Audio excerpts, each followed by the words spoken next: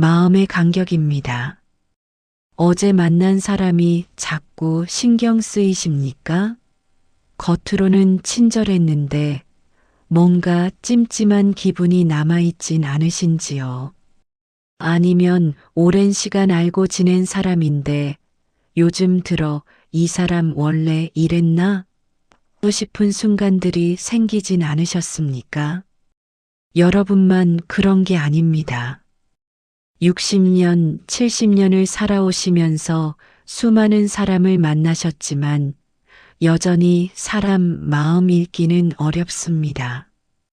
오히려 나이가 들수록 더 조심스러워집니다.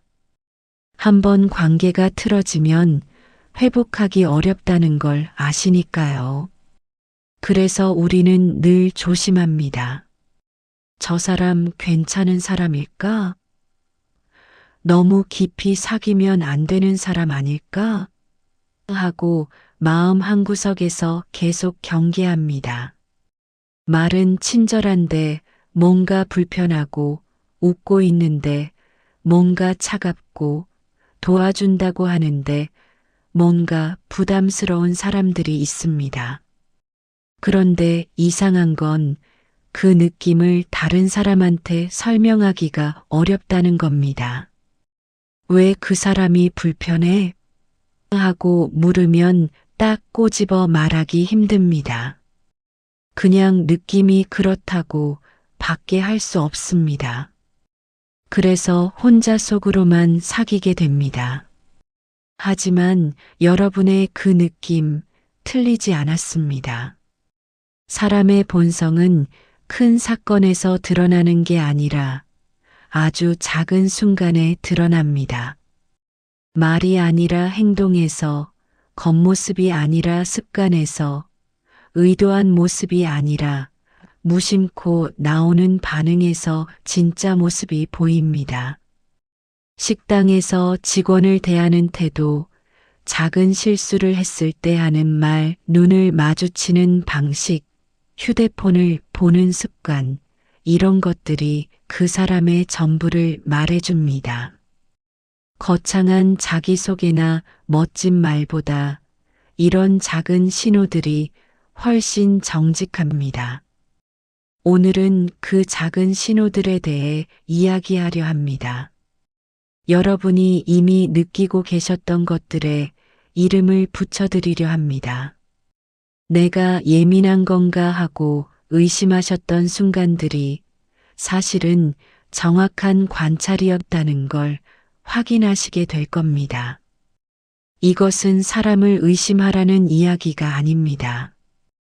여러분의 감정을 보호하고 불필요한 상처를 피하고 좋은 사람과는 더 가까이 지내는 방법입니다. 나이가 들수록 시간과 에너지가 소중해집니다. 그러니 제대로 보고 제대로 선택하시면 됩니다. 구독과 좋아요를 눌러두시면 이런 인간관계 이야기를 더 빠르게 받아보실 수 있습니다. 혼자 고민하지 마시고 함께 나누면서 조금씩 편해지시면 좋겠습니다. 첫 번째, 신호는 눈을 마주치지 못하는 사람의 숨은 심리입니다. 김 선생님은 올해 67세입니다. 동네 경로당에서 새로 나온 박 씨라는 분과 인사를 나눴습니다. 박 씨는 말은 친절했습니다. 안녕하세요. 잘 부탁드립니다 하면서 웃었습니다. 그런데 이상하게도 눈을 한 번도 제대로 마주치지 않았습니다. 김 선생님이 말을 걸 때마다 박 씨는 시선이 이리저리 움직였습니다. 천장을 보다가 바닥을 보다가 옆 사람을 보다가 어디든 보는데 김 선생님 눈만 안 봤습니다. 대화는 계속 이어졌지만 뭔가 불편했습니다. 저 사람 나를 피하나? 내가 뭘 잘못했나? 하는 생각이 들었습니다. 며칠 후 경로당에서 다른 일이 생겼습니다. 회비 문제로 의견이 엇갈렸는데 박 씨가 김 선생님 의견에 반대했습니다. 그것까지는 괜찮았습니다. 문제는 그 다음이었습니다. 박 씨는 반대 의견을 말하면서도 끝까지 눈을 안 마주쳤습니다. 말은 단호한데 시선은 도망가는 겁니다. 김 선생님은 그제야 알았습니다. 이 사람은 원래 눈을 못 마주치는 사람이구나. 그리고 그런 사람은 뭔가 숨기거나 자신이 없거나 아니면 진심이 아닌 말을 하고 있을 가능성이 높구나. 코넬 대학의 심리학자들이 흥미로운 실험을 했습니다. 사람들에게 거짓말을 하게 하고 그 순간의 시선 움직임을 추적했습니다. 결과는 명확했습니다. 거짓말을 할 때 사람들은 평소보다 눈 맞춤 시간이 평균 70% 감소했습니다. 그런데 더 중요한 발견이 있었습니다. 눈을 못 마주치는 건 거짓말 때문만이 아니었습니다. 자기 확신이 없을 때, 상대방을 존중하지 않을 때, 또는 그 관계를 진지하게 생각하지 않을 때도 똑같은 패턴이 나타났습니다. 하버드 대학의 또 다른 연구는 시선 회피와 신뢰도의 관계를 조사했습니다. 실험 참가자들에게 여러 사람과 대화하게 한 뒤 누구를 가장 신뢰하는지 물었습니다. 결과는 압도적이었습니다. 눈을 제대로 마주친 사람에 대한 신뢰도가 그렇지 않은 사람보다 무려 3배 이상 높았습니다. 특히 60대 이상 시니어 그룹에서 이 경향이 더 강했습니다. 오랜 인생 경험으로 눈빛을 읽는 능력이 발달했기 때문입니다. 여러분이 느끼는 그 불편함, 과학적으로 근거가 있는 겁니다. 눈을 못 마주치는 사람이 그러는 데는 크게 세 가지 이유가 있습니다. 첫째, 지금 하는 말에 확신이 없습니다. 자기도 자기 말을 믿지 못하는 겁니다. 그러니 상대방 눈을 못 봅니다. 눈을 마주치면 들통날 것 같으니까요. 말은 멀쩡한데 행동은 다르게 움직이는 사람들의 전형적인 특징입니다. 둘째, 상대방을 동등하게 보지 않습니다. 눈을 마주친다는 건 나는 당신을 한 사람으로 존중합니다라는 무언의 신호입니다. 반대로 눈을 안 마주친다는 건 당신은 내게 그렇게 중요하지 않습니다라는 뜻이기도 합니다. 무의식적으로든 의도적으로든 상대를 낮게 보는 겁니다. 셋째, 이 관계를 진지하게 생각하지 않습니다.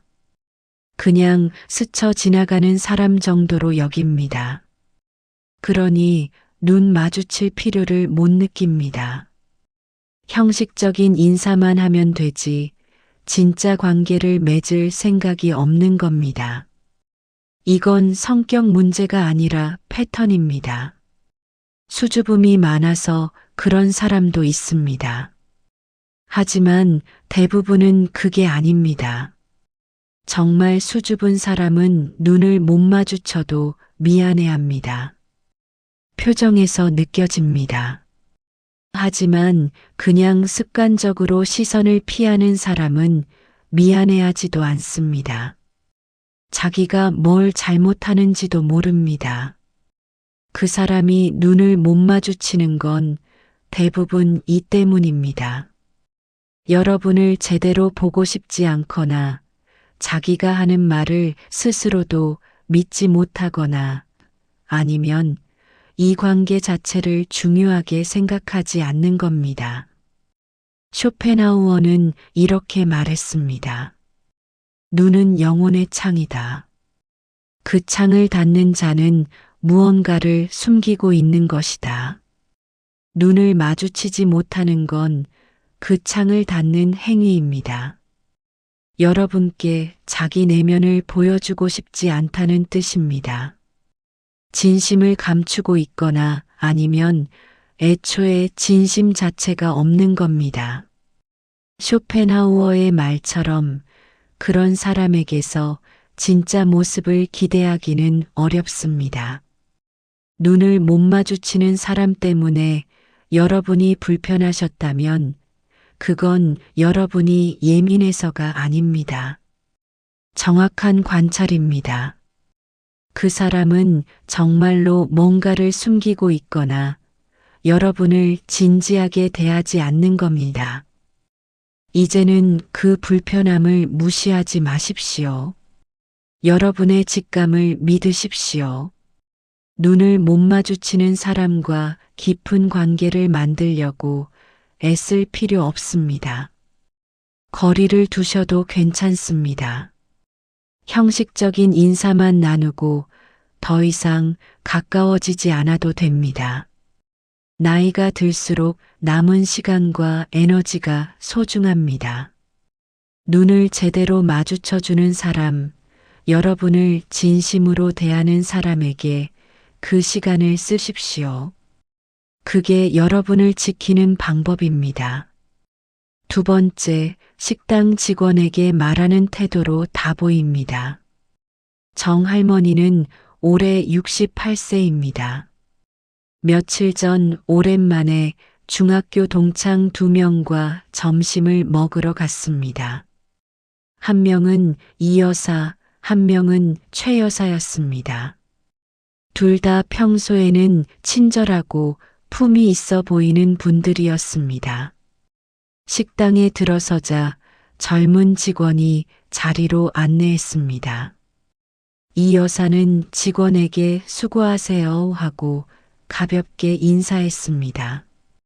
반면 최 여사는 직원을 쳐다보지도 않았습니다. 마치 투명인간 대하듯이 그냥 지나쳤습니다. 주문할 때도 차이가 났습니다. 이 여사는 저기요, 여기 김치찌개 하나 주시겠어요? 하고 말했습니다. 최 여사는 손가락으로 메뉴판을 탁탁 두드리며 여기 된장찌개라고만 했습니다. 직원을 부를 때도 이바요였습니다. 음식이 나왔을 때 결정적인 순간이 있었습니다. 최 여사 반찬에 머리카락이 하나 들어 있었습니다. 최 여사는 직원을 불렀습니다. 여기 이거 뭐야? 머리카락 들어 있잖아. 주방에서 위생 관리 어떻게 하는 거야? 목소리가 높았습니다. 주변 손님들이 다 쳐다봤습니다.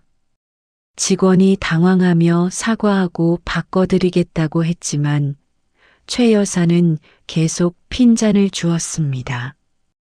요즘 식당들이 다 이 모양이야. 돈만 받으려고 하지. 정 할머니는 그 모습을 보며 생각했습니다. 평소에는 그렇게 교양 있는 척하더니 진짜 모습은 이거였구나. 스탠퍼드 대학의 심리학자 필립 짐바르도는 유명한 감옥 실험을 했습니다. 평범한 대학생들을 간수와 죄수로 나눴더니 간수 역할을 맡은 학생들이 단 며칠 만에 죄수들을 학대하기 시작했습니다. 실험은 예정보다 빨리 중단되어야 했습니다. 이 실험이 보여준 건 명확합니다. 사람은 권력을 쥐는 순간 그 아래 있는 사람을 함부로 대하는 경향이 있다는 겁니다. 그것도 아주 빠르게 변합니다.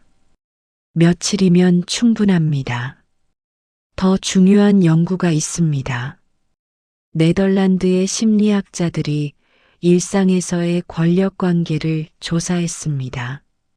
식당, 택시, 가게 등에서 직원을 대하는 태도를 관찰한 겁니다.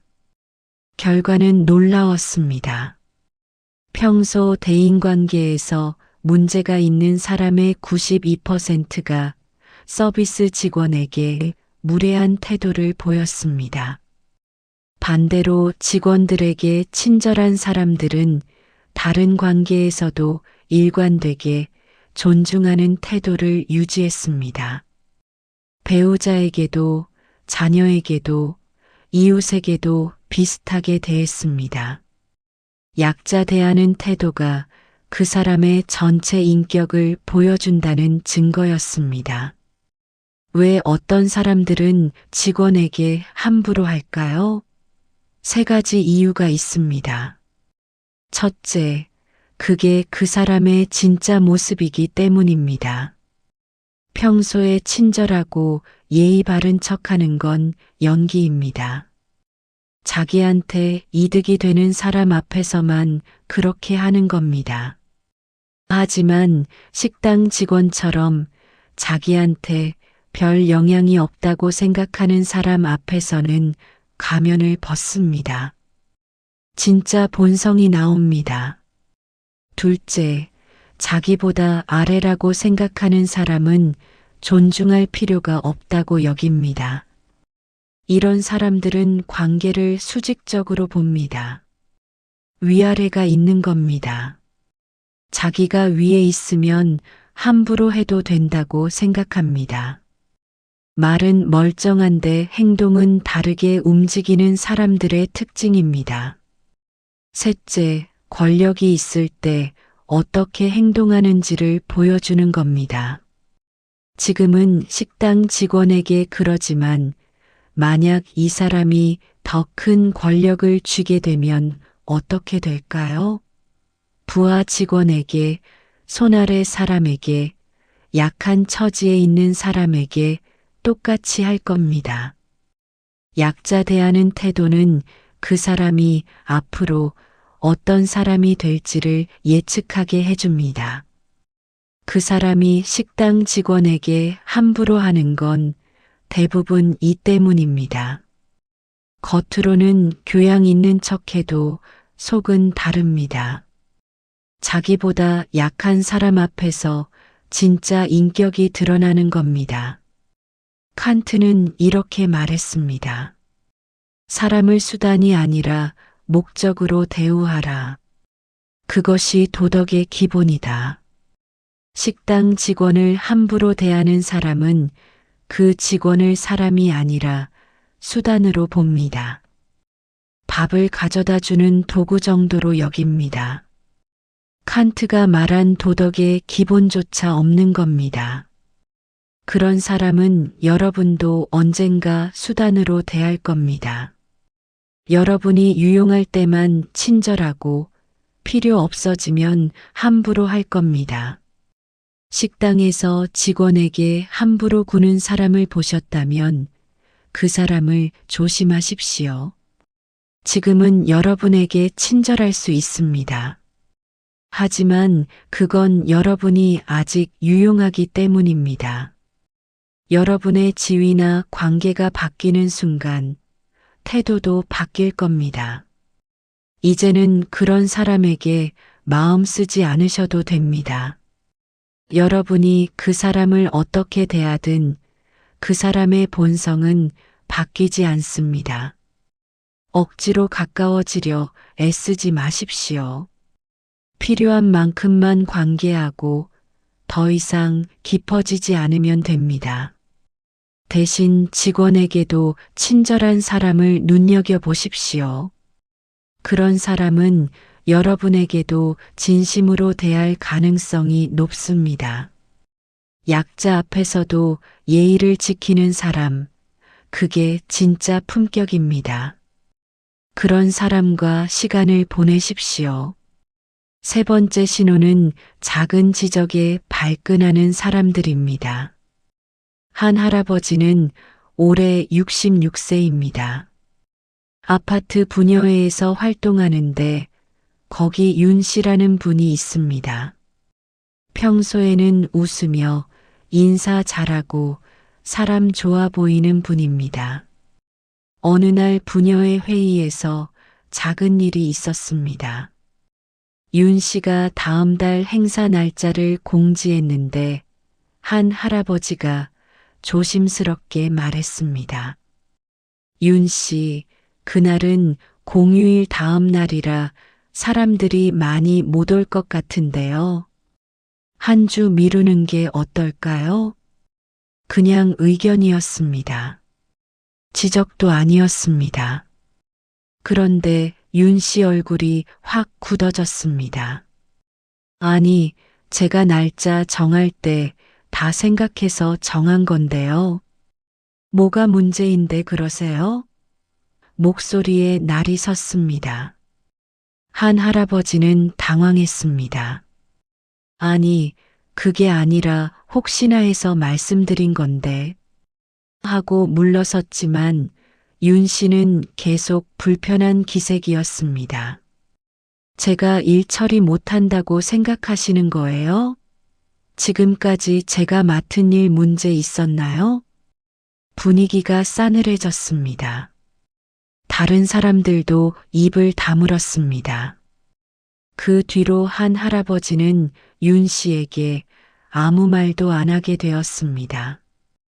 의견 하나 말했다가 그렇게 되니 피하는 게 편했습니다. 며칠 후 한 할아버지는 다른 분한테 이런 이야기를 들었습니다. 윤 씨는 원래 그렇답니다. 누가 뭐라고만 하면 바로 발끈합니다. 그래서 다들 윤 씨 의견에는 동조만 하고 다른 말은 안 한답니다. 한 할아버지는 그제야 알았습니다. 아, 저 사람은 원래 비판을 못 받는 사람이구나. 오하이오 주립대학의 심리학자 브래드 부시먼은 비판에 대한 반응을 20년 넘게 연구했습니다. 그가 발견한 사실은 명확했습니다. 건설적 비판조차 못 받는 사람들의 87%가 자존감이 실제로는 매우 낮았습니다. 역설적이지 않습니까? 발끈하는 사람이 자존감이 높을 것 같은데 실제로는 반대입니다. 진짜 자존감이 높은 사람은 비판을 들어도 흔들리지 않습니다. 자기 가치를 확신하니까요. 하지만 자존감이 낮은 사람은 작은 지적에도 자기 전체가 공격받는 것처럼 느낍니다. 부시먼의 연구팀은 실험 참가자들에게 의도적으로 가벼운 피드백을 주었습니다. 이 부분은 이렇게 하면 더 좋을 것 같아요. 같은 말입니다. 결과는 놀라웠습니다. 자존감이 낮은 그룹은 이런 피드백을 받았을 때 심박수가 평균 38% 상승했습니다. 스트레스 호르몬인 코르티솔도 급증했습니다. 몸이 실제로 위협을 느낀 겁니다. 하버드 대학의 또 다른 연구는 더 구체적이었습니다. 비판을 공격으로 받아들이는 사람들의 뇌를 MRI로 촬영했습니다. 그 결과 이들은 비판을 들을 때 편도체가 과도하게 활성화되었습니다. 편도체는 위험을 감지하는 뇌 부위입니다. 즉, 이들에게 비판은 실제 위험과 같은 겁니다. 작은 지적에도 발끈하는 사람이 그러는 데는 이유가 있습니다. 첫째, 내면이 불안합니다. 자기가 잘하고 있는지 확신이 없습니다. 그러니 누가 뭐라고 하면 역시 내가 못하는구나 하고 무너집니다. 그 무너짐이 두려워서 선제 공격을 하는 겁니다. 내가 틀렸다는 말을 듣기 전에 상대방을 막는 거죠. 둘째, 완벽해 보이고 싶어 합니다. 자기한테 흠이 있다는 걸 인정하지 못합니다. 그래서 작은 실수나 부족함을 지적받으면 자기 전체가 부정당하는 것처럼 느낍니다. 이건 성격 문제가 아니라 패턴입니다. 불안한 사람이 자기를 지키려고 하는 방식입니다. 셋째, 관계를 수평으로 보지 못합니다. 비판을 듣는다는 건 그 사람이 내 위에 있다는 뜻으로 받아들입니다. 그러니 절대 받아들일 수 없습니다. 자기가 아래로 내려가는 게 싫은 겁니다. 말은 멀쩡한데 행동은 다르게 움직이는 사람들의 특징입니다. 그 사람이 비판에 발끈하는 건 대부분 이 때문입니다. 겉으로는 자신 있어 보여도 속은 불안으로 가득합니다. 자기 자신을 믿지 못하니까 다른 사람의 말을 견딜 수가 없는 겁니다. 소크라테스는 이렇게 말했습니다. 비판받기를 두려워하는 자는 진리를 두려워하는 자다. 진리는 항상 불편하기 때문이다. 비판을 못 받는 사람은 진실을 보고 싶지 않은 사람입니다. 자기 부족함을 인정하기 싫은 겁니다. 소크라테스가 말한 것처럼 그런 사람은 성장할 수 없습니다. 진실을 회피하면서 나아질 수는 없으니까요. 그래서 이런 사람은 평생 똑같은 실수를 반복합니다. 비판을 못 받는 사람 때문에 조심스러워지셨다면 그건 여러분 잘못이 아닙니다. 그 사람이 불안한 겁니다. 여러분의 의견이 문제가 아니라 그 사람의 내면이 문제입니다. 이제는 그런 사람에게 의견을 말하려고 애쓰지 마십시오. 어차피 안 받아들입니다. 오히려 여러분만 불편해지고 관계만 나빠집니다. 동조만 해주고 진짜 이야기는 하지 마십시오. 그게 여러분을 지키는 방법입니다. 그 사람의 불안은 그 사람 몫입니다. 여러분이 맞춰줘야 할 이유가 없습니다. 편하게 의견 나눌 수 있는 사람들과 시간을 보내십시오. 비판도 자연스럽게 주고받을 수 있는 관계, 그게 건강한 관계입니다. 여러분은 그런 관계를 가질 자격이 있습니다. 네 번째 신호는 실수했을 때 하는 말이 그 사람의 전부라는 것입니다. 조할머니는 올해 69세입니다. 며칠 전 친구 2명과 백화점에서 만나기로 했습니다. 오전 10시 약속이었는데 한 명이 30분이나 늦었습니다. 강 여사였습니다. 강 여사가 도착하자마자 한 말은 이거였습니다. 아이고, 미안해. 버스가 안 와서 그랬어. 요즘 버스 배차가 왜 이렇게 엉망인지 모르겠어. 그리고 길도 막히고. 아침에 교통이 원래 이래? 계속 변명이 이어졌습니다. 자기 잘못은 한마디도 없었습니다. 조할머니는 괜찮아요 하고 넘어갔지만 뭔가 찝찝했습니다. 그냥 늦어서 미안해요 한마디면 될 텐데 왜 계속 핑계를 대는 걸까요? 그런데 일주일 후 또 비슷한 일이 있었습니다. 이번에는 다른 친구인 박 여사가 약속 시간을 착각했습니다. 오후 2시 약속인데 3시로 알고 있었던 겁니다.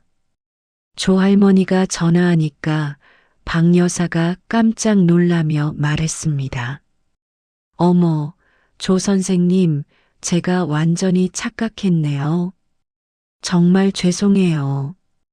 제가 요즘 정신이 없어서 그랬어요. 지금 바로 나갈게요. 기다리게 해서 정말 미안해요. 똑같이 늦었습니다. 하지만 박 여사는 변명 없이 사과부터 했습니다. 자기 잘못을 바로 인정했습니다. 조할머니는 오히려 마음이 편했습니다. 괜찮아요. 천천히 오세요 하고 진심으로 말할 수 있었습니다. 조할머니는 그날 깨달았습니다. 실수 자체가 문제가 아니라 실수했을 때 하는 말이 그 사람을 보여준다는 걸 말입니다. 하버드 대학의 심리학자 앨리슨 프레글은 책임 귀인에 대해 오랫동안 연구했습니다. 그녀는 사람들이 실수했을 때 어떻게 반응하는지를 관찰했습니다. 연구 결과는 명확했습니다. 실수 후 즉각 변명하는 사람의 83%가 만성적인 책임 회피 성향을 가지고 있었습니다. 이건 한 번의 패턴이 아니라 평생의 패턴입니다. 작은 실수든 큰 실수든 이들은 항상 외부 요인을 먼저 찾았습니다. 반면 실수를 인정하고 사과하는 사람들은 전혀 달랐습니다. 이들의 78%가 다른 관계에서도 신뢰도가 높았습니다. 배우자 관계, 자녀 관계, 직장 관계에서 모두 일관되게 책임감 있는 태도를 보였습니다. 스탠퍼드 대학의 추가 연구는 더 흥미로웠습니다. 변명을 먼저 하는 사람과 사과를 먼저 하는 사람을 장기 추적했습니다. 10년 후 결과를 보니 변명형 인간의 92%가 인간관계에서 고립되어 있었습니다. 주변 사람들이 하나둘씩 떠난 겁니다. 이유는 간단했습니다. 아무도 책임지지 않는 사람과는 오래 함께할 수 없으니까요. 실수했을 때 변명부터 하는 사람이 그러는 데는 이유가 있습니다. 첫째, 자기 이미지가 깨지는 게 두렵습니다. 나는 완벽한 사람이야 라는 환상을 유지하고 싶은 겁니다. 실수를 인정하면 그 환상이 무너집니다. 그러니 어떻게든 외부 탓으로 돌립니다. 버스 탓, 날씨 탓, 교통 탓을 합니다. 자기는 여전히 완벽하다고 믿고 싶은 겁니다. 둘째, 다른 사람의 감정보다 자기 방어가 우선입니다. 상대방이 기다렸다는 것, 불편했다는 것은 중요하지 않습니다. 일단 자기부터 지켜야 합니다. 내 잘못이 아니야를 증명하는 게 먼저입니다. 이건 성격 문제가 아니라 패턴입니다. 평생 그렇게 살아온 사람들의 자동 반응입니다. 셋째, 관계를 평등하게 보지 않습니다. 진심으로 사과한다는 건 내가 잘못했다를 인정하는 겁니다. 그건 상대방에게 고개를 숙이는 행위입니다. 하지만 이들은 그게 싫습니다. 자기가 아래로 내려가는 느낌이 듭니다. 그러니 변명으로 자기를 높은 위치에 계속 둡니다. 그 사람이 실수 후 변명하는 건 대부분 이 때문입니다. 말은 멀쩡한데 행동은 다르게 움직이는 사람들의 특징입니다. 상대방의 불편함보다 자기 이미지가 더 중요한 겁니다. 몽테뉴는 이렇게 말했습니다. 실수를 인정하는 것은 약함이 아니라 강함이다. 변명하는 자는 약하기 때문에 변명한다. 정말 그렇습니다. 진짜 강한 사람은 내가 잘못했어요 하고 말할 수 있습니다. 자기 가치가 흔들리지 않으니까요. 하지만 약한 사람은 그 한마디가 무섭습니다. 자기가 무너질 것 같습니다. 그래서 변명으로 자기를 보호합니다. 몽테뉴의 말처럼 변명은 약함의 증거입니다. 실수했을 때 변명부터 하는 사람을 보셨다면 조심하십시오. 그 사람은 앞으로도 계속 그럴 겁니다. 작은 일이든 큰 일이든 절대 자기 책임을 지지 않습니다. 여러분과 문제가 생겨도 똑같이 할 겁니다. 모든 게 여러분 탓이 될 겁니다. 이제는 그런 사람에게 기대하지 마십시오. 진심 어린 사과를 듣고 싶어도 들을 수 없습니다. 변명만 들을 뿐입니다. 그럴 때마다 상처받지 마십시오. 그게 그 사람의 한계입니다. 여러분 문제가 아닙니다. 대신 실수를 솔직하게 인정하는 사람을 눈여겨보십시오. 그런 사람은 진짜 강한 사람입니다. 자기 잘못을 책임질 줄 압니다. 그런 사람과의 관계는 안전합니다. 문제가 생겨도 함께 풀 수 있습니다. 여러분의 시간은 그런 사람에게 쓰십시오. 5번째 신호는 만나는 내내 휴대폰만 보는 사람입니다. 이 할아버지는 올해 70세입니다. 며칠 전 오랜만에 아들 내외가 집에 왔습니다. 손주도 데리고 왔습니다. 이 할아버지는 아침부터 장을 봐서 음식을 준비했습니다. 아들이 좋아하는 갈비찜도 했습니다. 점심을 먹으며 이야기를 나누는데 며느리는 계속 휴대폰을 봤습니다. 식탁에 폰을 놓고 먹다가 확인하고 또 먹다가 확인했습니다. 이 할아버지가 말을 걸면 네 하고 대답은 하는데 눈은 화면에 가 있었습니다. 요즘 회사는 어때? 하고 물으니까 괜찮아요 하는데 폰을 보면서 대답했습니다. 손주가 요즘 밥은 잘 먹니? 하고 물으니까 네 먹어요 하는데 역시 폰을 보면서였습니다. 아들도 눈치를 보는 것 같았지만 아무 말 안 했습니다. 식사 내내 그랬습니다. 며느리는 밥 먹고 폰 보고 대답하고 또 폰 보고를 반복했습니다. 이 할아버지는 점점 말이 줄어들었습니다. 뭐하러 왔나 싶었습니다. 몸만 여기 있고 마음은 다른 데 있는 것 같았습니다. 손주가 할아버지한테 뭔가 보여주려고 하는데 며느리는 그것도 보지 않았습니다. 폰 화면만 봤습니다. 이 할아버지는 그날 이후로 생각했습니다. 쟤는 우리를 중요하게 생각하지 않는구나. 그냥 의무적으로 온 거구나. 브리티시 컬럼비아 대학의 심리학자들이 폰빙에 대한 연구를 했습니다. 폰빙이란 폰과 스너빙을 합친 말입니다. 누군가와 함께 있으면서 휴대폰만 보는 행동을 뜻합니다. 연구팀은 2,000쌍의 사람들을 관찰했습니다. 식사, 대화, 모임 등 다양한 상황에서 휴대폰 사용 패턴을 추적했습니다. 결과는 충격적이었습니다. 함께 있는 시간의 30% 이상을 휴대폰을 보며 보낸 사람들의 관계 만족도는 정상 그룹보다 무려 68% 낮았습니다. 더 중요한 발견이 있었습니다.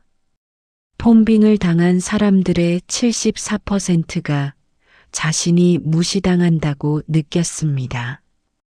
그리고 이 느낌은 실제 언어적 무시보다 더 강력했습니다. 말로 무시하는 것보다 눈도 안 마주치고 폰만 보는 게 더 큰 상처를 준 겁니다. 캘리포니아 대학의 추가 연구는 세대별 차이를 조사했습니다. 60대 이상 시니어 그룹은 휴대폰 사용에 대한 민감도가 가장 높았습니다. 젊은 세대는 요즘 다 그런 거 아니야? 하고 넘기지만 시니어들은 이것을 명백한 무례함으로 받아들였습니다. 그리고 그 느낌이 틀리지 않았습니다. 함께하는 시간의 의미를 아는 세대의 정확한 관찰이었습니다. 만나는 내내 휴대폰만 보는 사람이 그러는 데는 이유가 있습니다.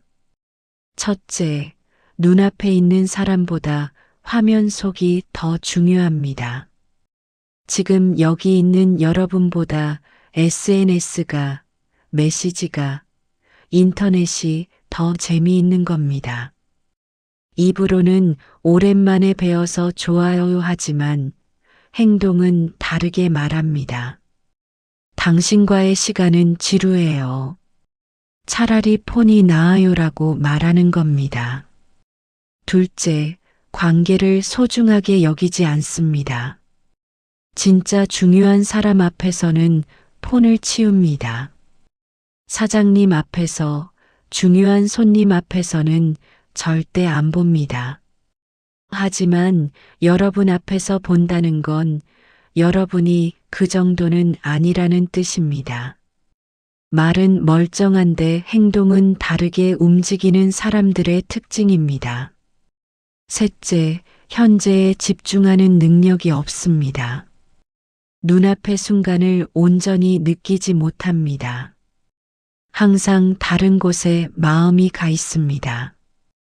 이건 성격 문제가 아니라 패턴입니다. 여러분과 있을 때도 그렇고 다른 사람과 있을 때도 그럴 겁니다. 평생 온전히 집중한 적이 없는 사람입니다. 그 사람이 계속 휴대폰을 보는 건 대부분 이 때문입니다. 여러분을 무시하려는 의도가 있든 없든 결과는 같습니다. 여러분은 소중하게 대접받지 못하는 겁니다. 파스칼은 이렇게 말했습니다. 인간의 모든 불행은 단 한 가지, 방 안에 조용히 혼자 앉아 있지 못하는 데서 온다. 휴대폰을 손에서 못 놓는 사람은 파스칼이 말한 그 사람입니다. 지금 여기 이 순간을 견디지 못합니다. 조용함이 불편합니다. 눈앞의 사람과 온전히 마주하는 게 두렵습니다. 그래서 계속 화면으로 도망갑니다. 그런 사람은 여러분에게도 자기 자신에게도 진실하지 못합니다. 만나는 내내 휴대폰만 보는 사람 때문에 서운하셨다면 그 서운함은 정당합니다. 여러분이 예민한 게 아닙니다. 실제로 무시당한 겁니다. 그 사람은 여러분보다 화면이 더 중요했던 겁니다. 이제는 그런 사람과 만나는 시간을 줄이십시오. 억지로 자주 만나려 애쓰지 마십시오. 어차피 함께 있어도 혼자입니다. 그 사람 몸은 여기 있지만 마음은 다른 곳에 있으니까요. 그런 사람한테 여러분의 소중한 시간을 쓸 필요 없습니다. 대신 눈을 마주치며 이야기 들어주는 사람과 시간을 보내십시오. 휴대폰을 치워두고 여러분에게 집중하는 사람, 그 사람이 진짜로 여러분을 소중히 여기는 사람입니다. 나이가 들수록 그런 사람이 얼마나 귀한지 아시지 않습니까? 그런 관계에 여러분의 마음을 주십시오. 6번째 신호는 이거 좀 도와줘 했을 때 나오는 반응입니다. 박 할머니는 올해 65세입니다. 무릎이 안 좋아서 높은 곳에 있는 물건을 꺼내기 어렵습니다. 며칠 전 동네 친구 집에 놀러 갔다가 선반 위에 있는 그릇을 꺼내야 할 일이 있었습니다. 친구한테 부탁했습니다. 미안한데 저거 좀 내려줄래? 친구는 바로 일어나서 꺼내 주었습니다. 이거 말이야? 여기 있어 하면서 자연스럽게 건네주었습니다. 불편한 기색이 전혀 없었습니다. 그런데 일주일 후 다른 친구 집에서 비슷한 일이 있었습니다. 이번에도 높은 곳에 있는 물건을 꺼내야 했습니다. 박 할머니가 조심스럽게 말했습니다. 저기 미안한데 저거 좀. 친구가 대답했습니다. 아이고, 나도 허리 아픈데. 의자 가져다 놓을 테니까 조심해서 올라가 봐. 박 할머니는 당황했습니다. 친구 허리가 아프다는 건 처음 듣는 얘기였습니다. 그리고 평소에는 멀쩡히 잘 움직이는데 왜 갑자기 허리가 아플까요? 박 할머니는 의자에 올라가서 스스로 꺼냈습니다.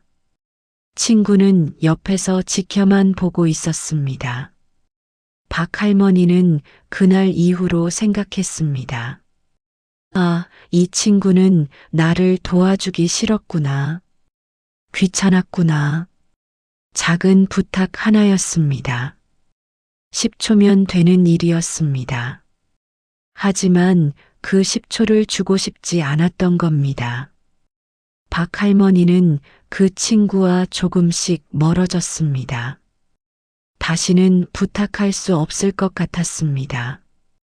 프린스턴 대학의 심리학자 데이비드 드스테노는 작은 도움 요청 실험을 10년 넘게 진행했습니다. 그는 사람들에게 의도적으로 사소한 부탁을 했습니다. 문 좀 잡아달라, 펜 좀 빌려달라, 이런 것들입니다. 결과는 놀라웠습니다. 작은 부탁을 흔쾌히 들어주는 사람의 91%가 다른 관계에서도 신뢰할 수 있는 사람이었습니다. 반면 작은 부탁조차 거절하거나 불편해하는 사람의 87%가 이기적 성향이 강했습니다. 더 중요한 발견이 있었습니다. 작은 부탁을 거절할 때 사람들이 사용하는 핑계를 분석했습니다. 나도 바쁘다, 나도 힘들다, 내가 왜 해줘야 하는데 같은 말들입니다. 이런 핑계를 즉각적으로 만들어내는 사람들의 84%가 공감 능력이 현저히 낮았습니다. UCLA의 추가 연구는 더 구체적이었습니다. 시니어 그룹을 대상으로 작은 도움 요청 상황을 만들었습니다. 그 결과 도와주는 사람과 거절하는 사람의 차이가 명확했습니다. 도와주는 사람들은 상대방의 불편함을 먼저 생각했습니다. 반면 거절하는 사람들은 자기 편의만 생각했습니다. 10초의 수고가 아까워서 평생 쌓아온 관계를 망치는 사람들이었습니다. 작은 부탁을 거절하는 사람이 그러는 데는 이유가 있습니다. 첫째, 관계를 거래로 봅니다. 내가 왜 공짜로 해줘야 해? 라고 생각합니다. 친구든 가족이든 손해보기 싫은 겁니다. 10초 도와주면 자기가 손해라고 느낍니다. 이런 사람은 모든 관계를 계산합니다. 주고받는 게 정확히 맞아야 합니다. 조금이라도 더 주면 억울해합니다. 둘째, 상대방의 어려움보다 자기 편의가 우선입니다. 여러분이 무릎이 아파서 부탁하는 건 중요하지 않습니다. 자기가 10초 움직이기 싫은 게 더 중요합니다. 말은 멀쩡한데 행동은 다르게 움직이는 사람들의 특징입니다. 입으로는 친구 사이잖아 하지만 행동은 완전히 다릅니다. 셋째, 도와주는 게 자기를 낮추는 일이라고 생각합니다. 부탁을 들어준다는 건 상대방의 필요를 인정하는 겁니다. 그런데 이들은 그게 싫습니다. 내가 왜 내 하인이야? 라는 생각이 듭니다. 이건 성격 문제가 아니라 패턴입니다. 도와주는 것을 굴욕으로 느끼는 사람들입니다. 그 사람이 작은 부탁을 거절하는 건 대부분 이 때문입니다. 여러분이 힘든지 안 힘든지는 관심 없습니다. 자기만 편하면 됩니다. 10초가 아까운 사람입니다. 아리스토텔레스는 이렇게 말했습니다. 진정한 친구는 부탁하지 않아도 도우며 진정하지 못한 친구는 부탁해도 핑계를 댄다. 정말 그렇습니다. 작은 부탁조차 거절하는 사람은 진짜 친구가 아닙니다. 아리스토텔레스가 말한 것처럼 그런 사람은 언제나 핑계가 준비되어 있습니다. 허리 아프다, 바쁘다, 피곤하다. 하지만 정작 자기 일에는 멀쩡합니다. 여러분을 위한 10초는 없지만 자기를 위한 시간은 항상 있습니다. 작은 부탁을 거절당하셨다면 그 사람한테 다시 부탁하지 마십시오. 한번 거절한 사람은 또 거절합니다. 그리고 여러분만 미안하고 조심스러워집니다. 그럴 필요 없습니다. 이제는 그 사람에게 기대하지 마십시오. 작은 것도 안 도와주는 사람이 큰 일에 도와줄 리 없습니다. 말로만 친구라고 하지 행동은 남입니다. 억지로 가까이 지낼 이유가 없습니다. 대신 흔쾌히 도와주는 사람을 기억하십시오. 아무것도 아닌 일인데 바로 일어나서 도와주는 사람, 그 사람이 진짜 여러분을 아끼는 사람입니다. 그런 사람에게 여러분도 기꺼이 도와주십시오. 그게 진짜 관계입니다. 여러분은 도움받을 자격이 있습니다. 나이 들어서 몸이 불편한 건 당연한 겁니다. 부탁하는 게 미안한 일이 아닙니다. 10초도 아까워하는 사람은 여러분 곁에 둘 필요가 없습니다. 7번째 미안하다는 말 속에 숨은 진심입니다. 최 선생님은 올해 71세입니다. 동네 경로당에서 두 사람과 친하게 지냅니다. 한 명은 김 씨, 한 명은 이 씨입니다. 며칠 전 김 씨가 최 선생님한테 빌린 책을 잃어버렸습니다. 최 선생님이 아끼던 시집이었습니다. 김 씨가 전화했습니다. 선생님, 제가 책을 못 찾겠어요. 정말 죄송합니다. 제가 제대로 못 챙긴 거예요. 같은 책으로 새로 사서 드릴게요. 정말 미안합니다. 목소리에 진심이 담겨 있었습니다. 최 선생님은 오히려 마음이 편했습니다. 괜찮아요. 그럴 수도 있죠. 새로 살 필요 없어요. 하고 말했습니다. 화도 안 났습니다. 김 씨가 진심으로 미안해하는 게 느껴졌으니까요. 그런데 한 달 후 비슷한 일이 또 있었습니다. 이번에는 이 씨가 최 선생님한테 빌린 우산을 망가뜨렸습니다. 이 씨가 말했습니다. 아이고, 선생님 미안한데요. 바람이 너무 세게 불어서 우산이 뒤집혔어요. 요즘 우산들이 왜 이렇게 약한지 모르겠어요. 하여튼 미안해요. 똑같이 미안해요라고 했습니다. 하지만 느낌이 완전히 달랐습니다. 바람 탓을 먼저 하고 우산 탓을 하고 그 다음에 미안하다고 했습니다. 최 선생님은 속이 상했습니다. 진짜 미안한 건지 형식적으로 하는 말인지 모르겠네. 같은 미안합니다였지만 김 씨의 사과와 이 씨의 사과는 완전히 달랐습니다. 최 선생님은 그날 깨달았습니다. 사과하는 말보다 사과하는 방식이 그 사람을 보여준다는 걸 말입니다. 오하이오 주립대학의 심리학자 로이 레위키는 사과의 6가지 요소를 연구했습니다. 그는 수천 건의 사과 상황을 분석해서 어떤 사과가 진짜로 받아들여지는지를 밝혔습니다. 연구 결과는 명확했습니다. 가장 중요한 요소는 책임 인정이었습니다. 제가 잘못했습니다라고 명확히 말하는 사과의 수용률은 87%였습니다. 반면 미안한데, 죄송하지만 같은 애매한 사과는 수용률이 23%에 불과했습니다. 더 흥미로운 발견이 있었습니다.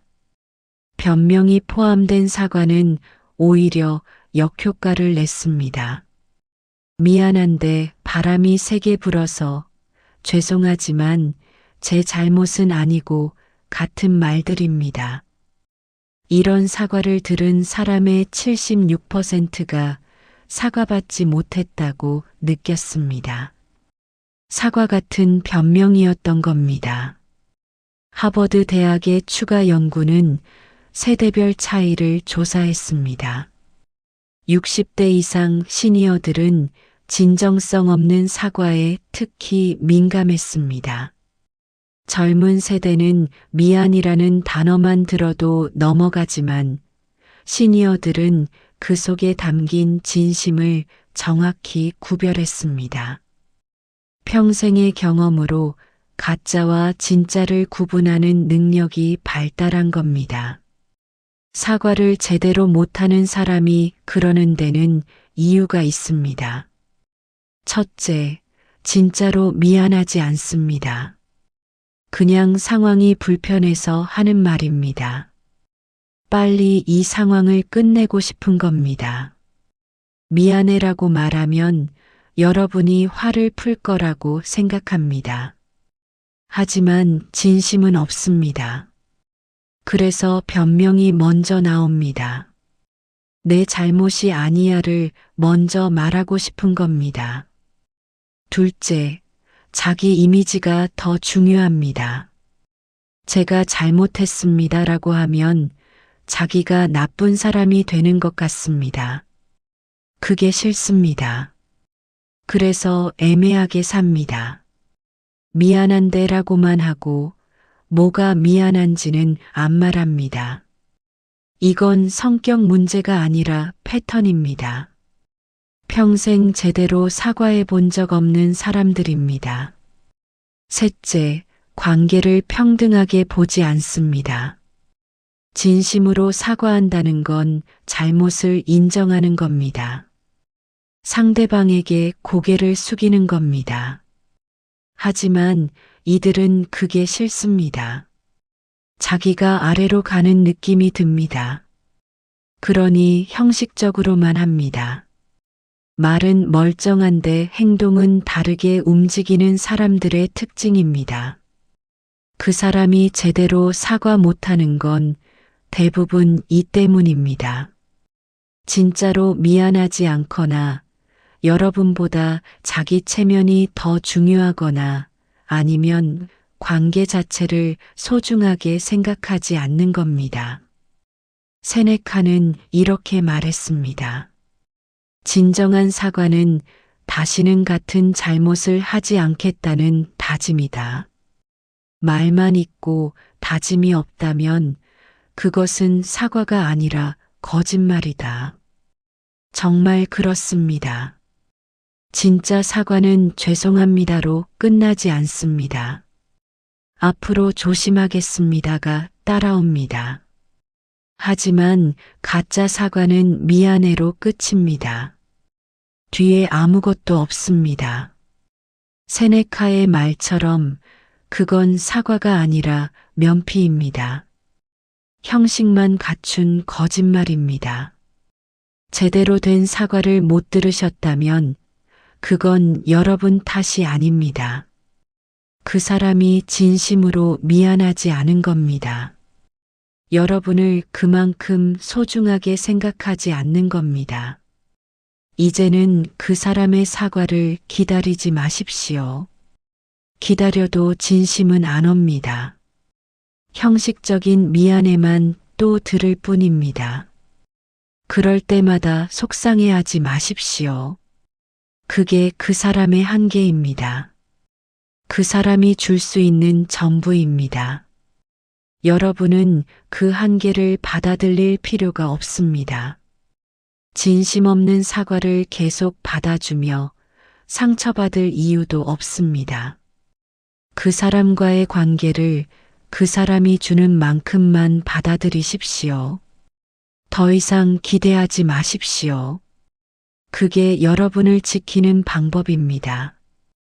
대신 제대로 사과할 줄 아는 사람을 기억하십시오. 제가 잘못했습니다라고 명확히 말하는 사람, 변명 없이 책임지는 사람, 그 사람이 여러분과 관계를 소중히 여기는 사람입니다. 그런 사람에게 여러분의 신뢰를 주십시오. 사람을 알아보는 것은 지혜가 아니라 자기를 지키는 힘입니다. 지금까지 우리는 7가지 작은 신호들을 살펴봤습니다. 눈을 마주치지 못하는 사람, 약자에게 함부로 하는 사람, 비판을 못 받는 사람, 실수 후 변명부터 하는 사람, 휴대폰만 보는 사람, 작은 부탁도 거절하는 사람, 제대로 사과 못하는 사람. 이들의 공통점은 하나입니다. 말은 멀쩡한데 행동이 다릅니다. 겉으로는 친절한데 속은 차갑습니다. 여러분이 이런 사람들 때문에 불편하셨다면 그건 여러분의 직감이 정확했던 겁니다. 예민한 게 아닙니다. 까다로운 게 아닙니다. 여러분은 그저 진실을 본 겁니다. 평생 사람을 봐오신 여러분의 눈은 작은 신호도 놓치지 않습니다. 그 능력을 의심하지 마십시오. 이제는 편하게 사십시오. 모든 사람과 잘 지내려고 애쓰지 않으셔도 됩니다. 불편한 사람과 억지로 가까워지려 하지 않으셔도 됩니다. 나이가 들수록 시간과 에너지가 소중합니다. 그 소중한 것들을 진짜 여러분을 아끼는 사람에게 쓰십시오. 거리를 두는 것은 약함이 아니라 지혜입니다. 여러분을 불편하게 하는 사람에게서 멀어지는 것은 냉정함이 아니라 자기 보호입니다. 관계를 정리하는 것은 포기가 아니라 선택입니다.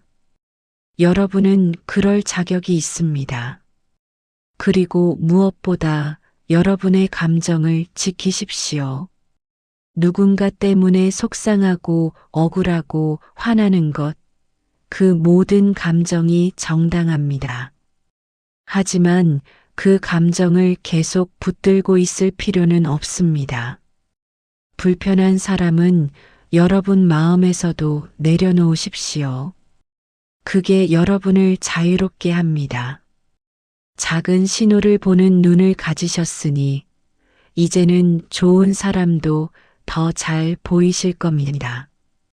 눈을 마주쳐주는 사람, 약자에게도 친절한 사람, 비판을 받아들이는 사람, 실수를 인정하는 사람, 여러분에게 집중하는 사람, 기꺼이 도와주는 사람, 진심으로 사과하는 사람. 그런 사람들이 여러분 곁에 있습니다. 그들을 더 가까이 두십시오. 관계는 나이가 들수록 더 중요해집니다. 하지만 모든 관계가 다 소중한 건 아닙니다. 여러분을 편하게 하는 관계만 소중합니다. 여러분을 존중하는 관계만 의미 있습니다. 그런 관계를 지키시고 그런 사람들과 남은 시간을 보내시길 바랍니다. 우리 모두 조금씩 더 편안해질 수 있으면 좋겠습니다.